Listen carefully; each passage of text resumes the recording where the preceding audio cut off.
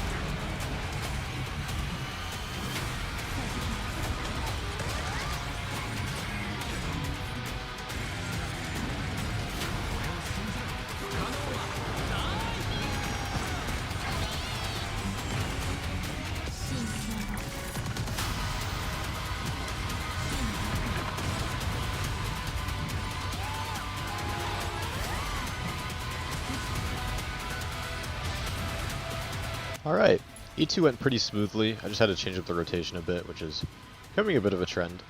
E3 and E5 are just talent upgrades, and E4 is literally just healing bonus. So I'm actually not going to showcase any of these, because realistically, who's stopping at these Eidolons? Like, you're either going for E1, E2, or all the way to E6. You know, maybe you stop at one of these on your journey to a future E6, I'm not sure, or maybe you, when you're going for E2, you got an E3. Congrats, I guess, but it's just not really worth stopping on these Eidolons, I feel. So I'm going to just go straight to E6, and we're going to showcase the E6 Castorice. I'm going to start off with the same setup I've had for the rest of these. I might do something with Tribbie's Light Cone at the end, just see if it's a little bit of a damage upgrade. Or maybe not, honestly. I don't even think it'll be that big of a difference. I don't know, but we're going to do 6, see how it goes. And we're going to activate all of these. So there's no turning back now. E6 Castorice. Enjoy.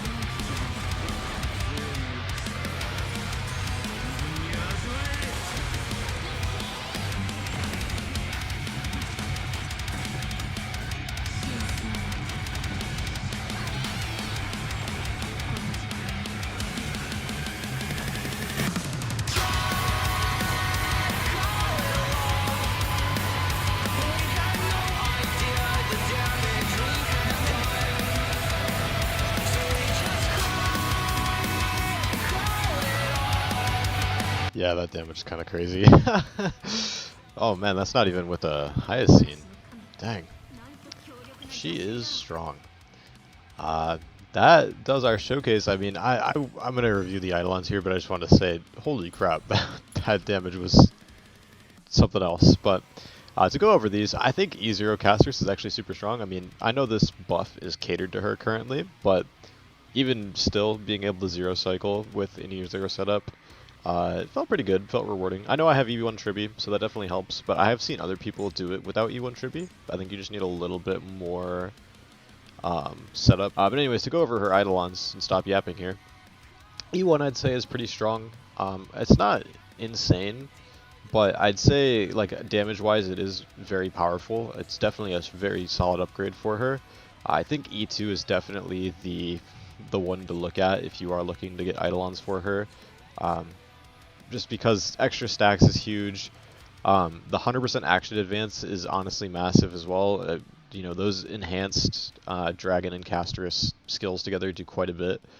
And also getting an additional amount of new bud is pretty big too. I would say that her light cone is probably a higher priority than any Eidolons first, just because there aren't many good remembrance cones on her, and I think this is solid. Ideally, obviously, you get both E2 and S1 if you were going for E2, but I know not everybody has that luxury. And then E3, E4, and E5, like I said before, these aren't really stopping points. You know, they're just kind of what you're going to get on the way to E6, which as you saw in the video, it just absolute insane damage. Can probably do more than that too, honestly. If I use Tribbie's cone, um, I'd get a little bit more damage out of it as well, and also just using better support in the future that I will not name, I think would also definitely give more damage gain. But that about does it for the E0 to E6 showcase. I hope that was entertaining. We are going to be now doing a E6 versus every endgame mode video, and that'll be coming in a couple days. So, thank you for watching. Goodbye.